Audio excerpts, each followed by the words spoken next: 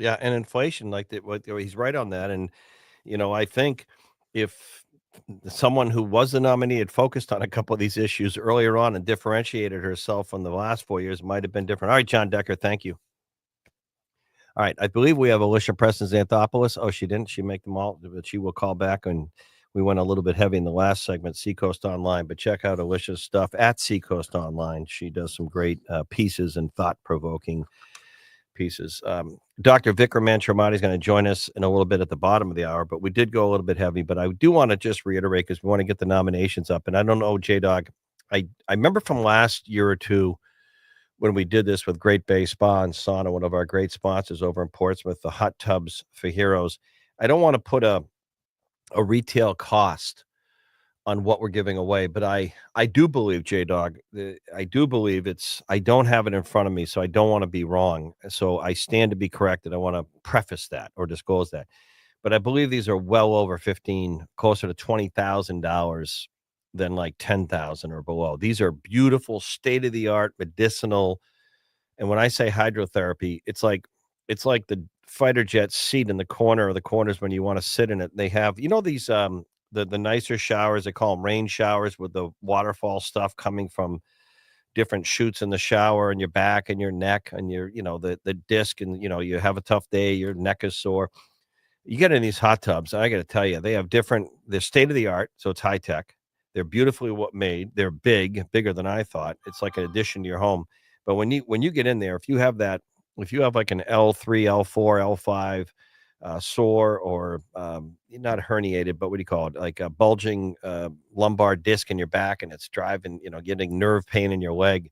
You sit in one of these. Oh my goodness, talk about medicinal, and it's right in your home. So if you're a veteran and you got some wear and tear from service, whether you served at an air base, aboard a ship, you jumped out of a perfectly good airplane on some jumps, and now you're like so many of us, your hips and your backs and your neck and your joints are talking back to you. Please nominate a veteran. All you got to do, I want to get like 10 nominations. All you have to do is go to the Pulse of NH, Hot Tubs for Heroes. You'll see it. You can't miss it. The app, you just heard Michael Graham, the app, Hot Tubs for Heroes, and nominate a veteran today. And Jamie and the team, December 5th, we're doing the show there live. It's a Thursday morning, 9 to noon. In the 10 o'clock hour, we're going to give away that hot tub. And it's really wonderful. And the veteran with their friends and their family comes. I think last year, the veterans from the Lakes region. It's just wonderful to meet the veteran. And then they go and by the way, Jamie lets them choose between a couple in the showroom. These are beautiful. It's like going to a car dealership saying, do I want the CRV or the pickup truck? And speaking of CRVs, to nominate a veteran, Hot Tubs for Heroes. Speaking of Auto Fair, sponsors of our state police segment. And by the way, coming up, we're going to be after the holidays featuring a cold case. One of these, you just heard about the Tammy Belanger was in the news on that sad anniversary. Mike Pomp had that a week or so ago in the news. She disappeared in Exeter, New Hampshire, decades ago, walking to school. These cold cases never go away for the investigators or the families. So we're going to start featuring once a month a cold case with the New Hampshire State Police and open it up to you for tips and information and support in terms of public tips. And we should also in the new year check back with our friends at the U.S. Marshals office here. We did that for a lot of years, help them do their job. All right. Hey, Alexa. Hey, Google, play the Pulse of an H. We got a nice looking J-Dog. Nice looking Wednesday. Bruins fired Montgomery, the coach, yesterday, and Joe Sacco, the assistant, in there might do a pretty good job. They play again tomorrow night hosting Utah, right?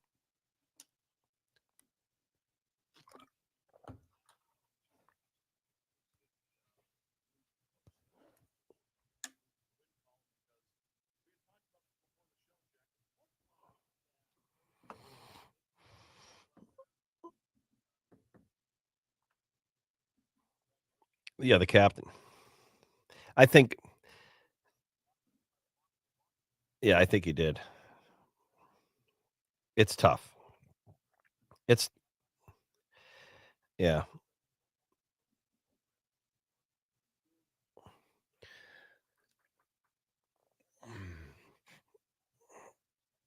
yeah. Well, remember about a month ago, there were some words between Marchand and Montgomery on the bench. It got picked up, and Marchand did a press conference on it. I think you hit the nail on the head. I think this is a Cam Neely, um, Cam Neely going to Marchand and Pasta, the leaders of the team, saying, "What's going on?" They probably said, "We can't. It's not working. You can't get rid of us. You can't get rid of us. You're paying us. Yeah, you're paying us too much. It's not working. So, all right." And I think the insult to injury is losing 5-1 at home to the Columbus Blue Jackets. I haven't seen a Bruins team that lackluster because they seem to have the talent, J Dog. I just think it's the chemistry or the attitude. No, they got plenty of big, good, fast players. Yeah.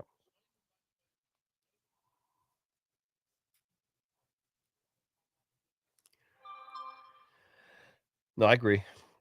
All right, we're going to take a quick break. Dr. Vic on deck. And a little bit later on, top of the 10 o'clock, we're going to tell you about a great nonprofit and Anna Brown Citizens Count. Hey, Google. Hey, Alexa, play the Pulse of an Age. Jack Heath, J Dog on the boards. 6 Hour Studios. Back in a moment.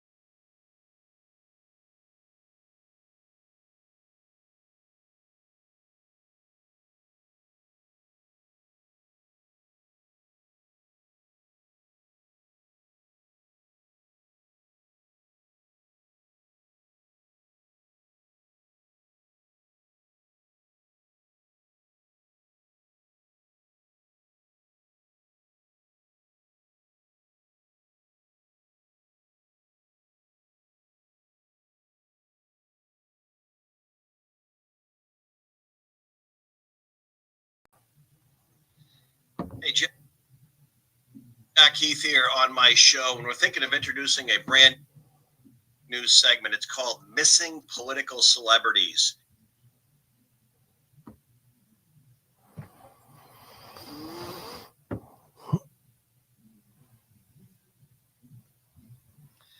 Hey, Jack Heath here on my show, and we're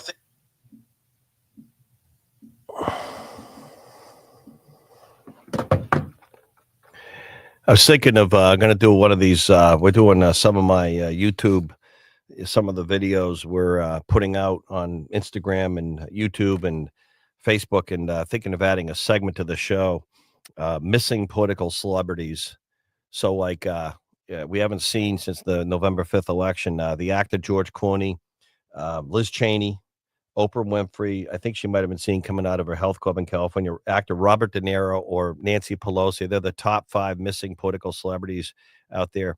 We advise you, if you see them in public, be respectful. Do not approach them. They still may be going through some grief counseling.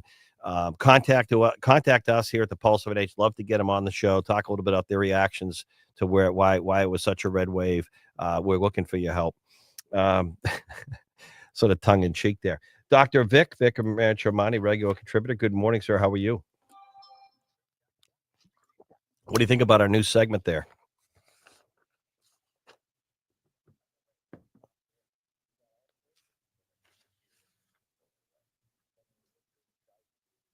Yeah.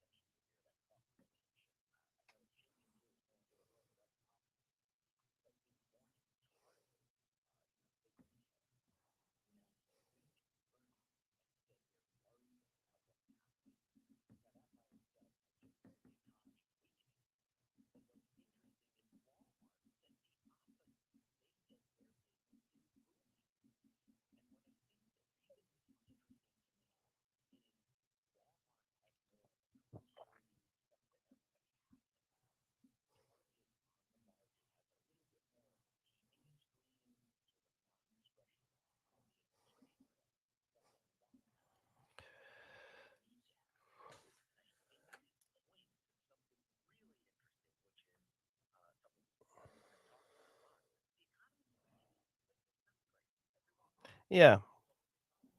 Yeah. Yeah. Yeah. I'm not surprised. I think, no, it's not. And there's this huge disconnect. John Decker, our own White House correspondent, was just talking about the new Democrat who wants to be the minority leader in the House. Jeffries was talking about inflation. Why are they talking about that now? I mean, the real damage of inflation has been the last 4 years cumulatively. Groceries, everything's expensive. Healthcare, but there's some things people aren't talking about. Healthcare is a racket, but healthcare costs have been soaring. Rent, rent has gone up beyond inflation. It's not just the price of eggs and milk and groceries. Everything's expensive, and they're finally getting it now.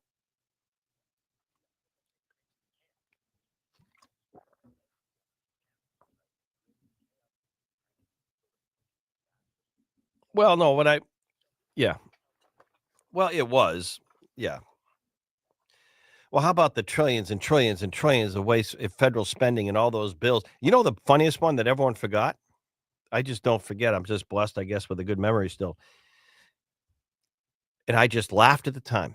You have the worst inflation in 15 years, and you come out with a bill called Inflation Reduction Act that everyone heralded on the Democrats. Wait a minute, you're spending another 1.7 or $2 trillion on the Inflation Reduction Act, and it made inflation worse? That's hilarious.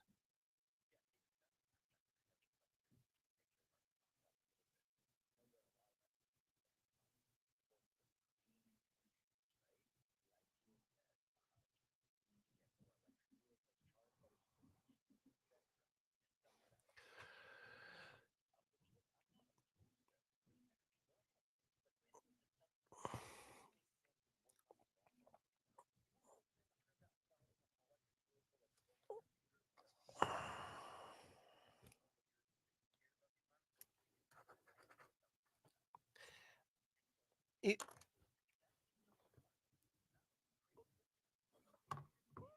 well, now you Now, Dr. Vic, you're onto something that I said earlier about veterans. We have enough money in the system, less than 1% serve. Give them a gold Visa service military credit card. Let them go to any healthcare facility, venue, doctor's office, or the VA and have it covered without red tape. We could do that, but we choose not to. We're more concerned about the billions. No one's even told me, by the way, and Trump was right when he was talking about the FEMA disaster in North Carolina. Everyone said he was crazy. The mainstream media was saying he was lying. He wasn't. But you know what? No one can even tell me in the last 2 years in America of taxpayer dollars total have gone to housing, supporting Medicaid, daily allowances for illegal migrants in America. No, in the cities and towns, no one even can tell me the number. No one. One number was 150 billion. So shame on these states like Massachusetts and Governor Maura Healey that cries, "Oh, we have to take care of these illegal migrants. We're going to buck the Trump administration. We're not going to cooperate with ICE if one of them robs a bank. We're going to keep and protect them." But we have homeless veterans on the street of Boston. You should be ashamed of yourself that you don't take care of the veteran first. You should be ashamed of yourself you don't take care of the veterans first. But the other thing, Dr. Vic, all these things you talk about, inflation, healthcare, follow the money. You were just talking about subsidized pushing green energy that's not even ready for the marketplace and too expensive. Follow the money. If we followed the money in pharma, the opioid crisis and addiction scam, if we followed the money with Moderna and Pfizer for a chunk of that, if we followed the money for windmill subsidies, and windmills don't work in the on water or on land. Wait till Maine finds out when they're basically being going to be told by the new administration they're shutting down those windmills that they think they're going to put into the Gulf of Maine. Ain't happening. But follow the money. Follow the money. Out someone's hand or palm is always getting greased. Follow the money, and we get screwed in the process. We get screwed.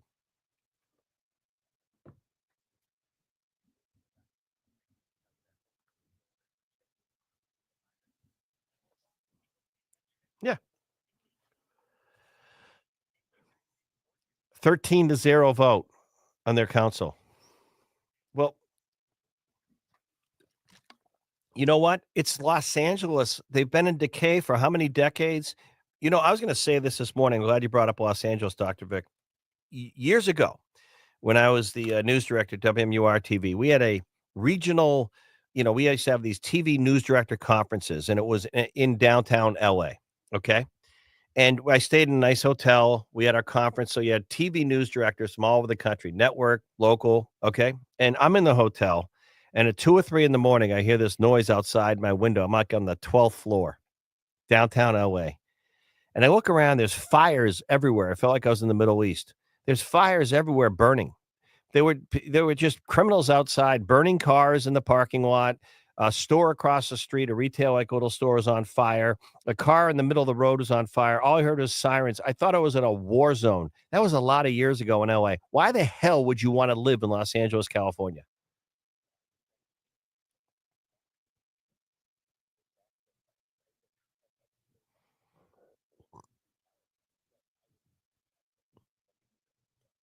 All right. Anything else going on? Any new books coming?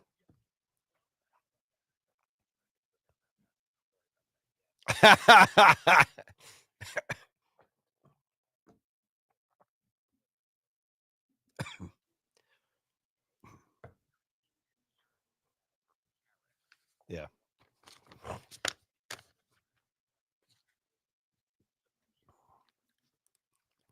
Hmm.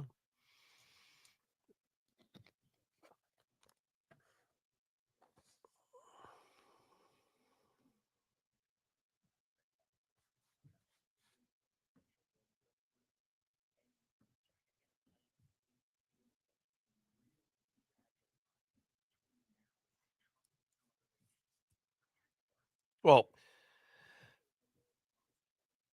yeah, you got a window. You got a window.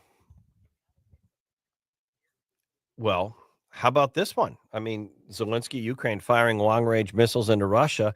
Putin edited their nuclear response policy, basically saying any nation that is supporting conventional weapons that has nuclear weapons, meaning the U.S., is a threat to Russia. And Russia feels under Putin's world and mindset he can use nuclear weapons to respond.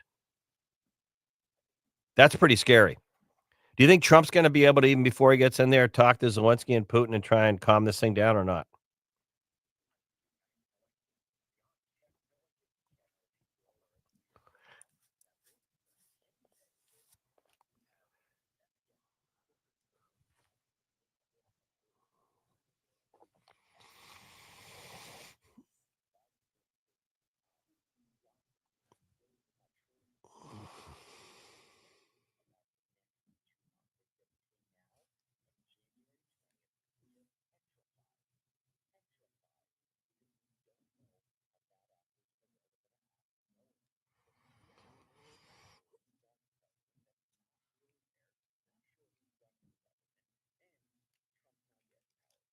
Is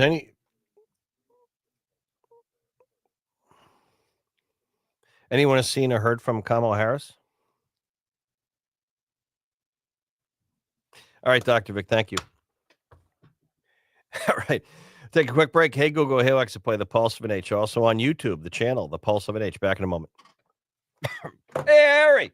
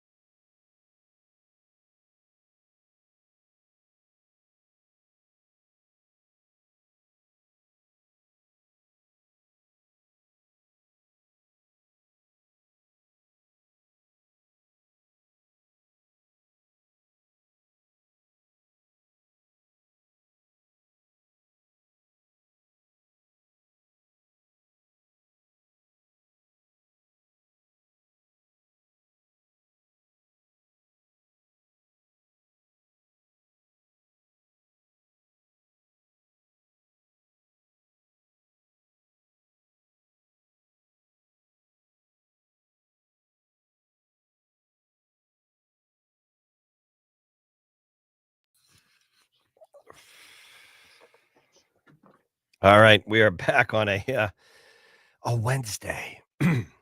What I hear, about 72 million people are gonna be driving somewhere on Thanksgiving. And J-Dog, we are literally tomorrow, 1 week away from Thanksgiving, right? You gonna go to what? Are you gonna go to one of our great sponsors with your buddy Harrison, the Appleseed, and get some of that gravy for the turkey? I love those ads with the gravy. Is it that good, by the way, the gravy? I've never been there. But is the gravy that good? I've not been there. Is it that good, the gravy?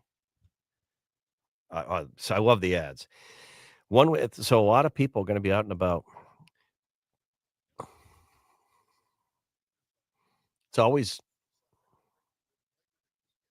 right, right.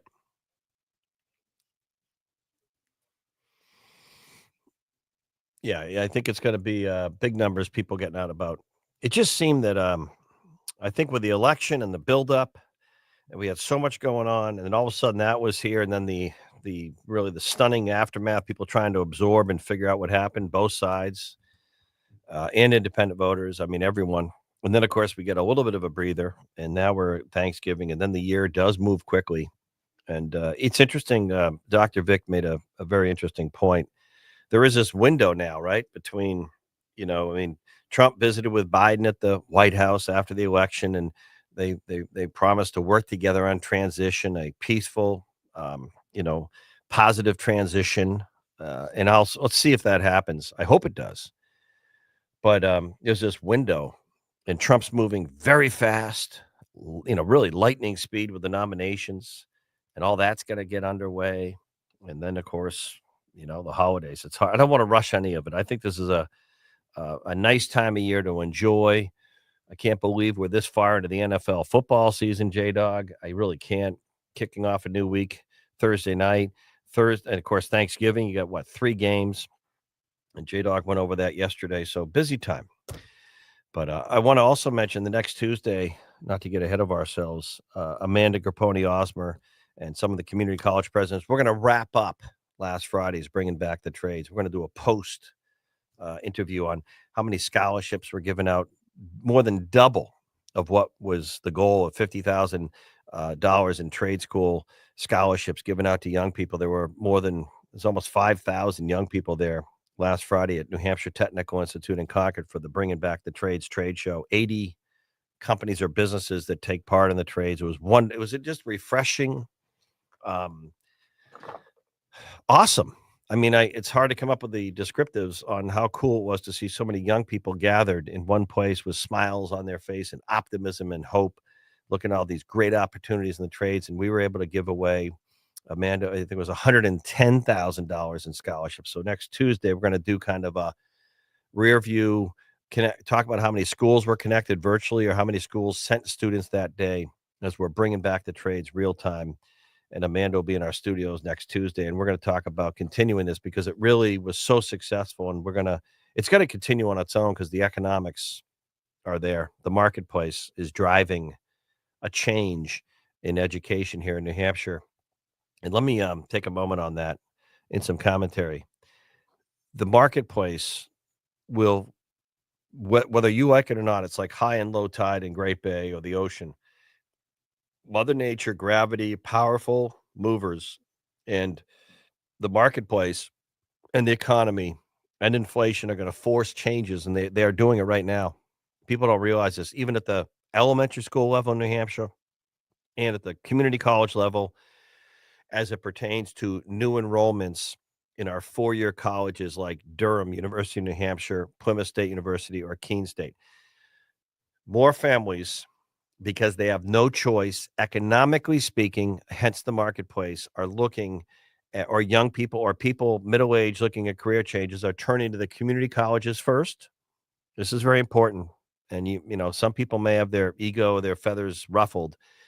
They're turning to the community college first. The community colleges like Great Bay, New Hampshire Technical Institute, Lakes Region, Manchester, western part of the state. They're turning Northern White Mountain Community College up in Littleton.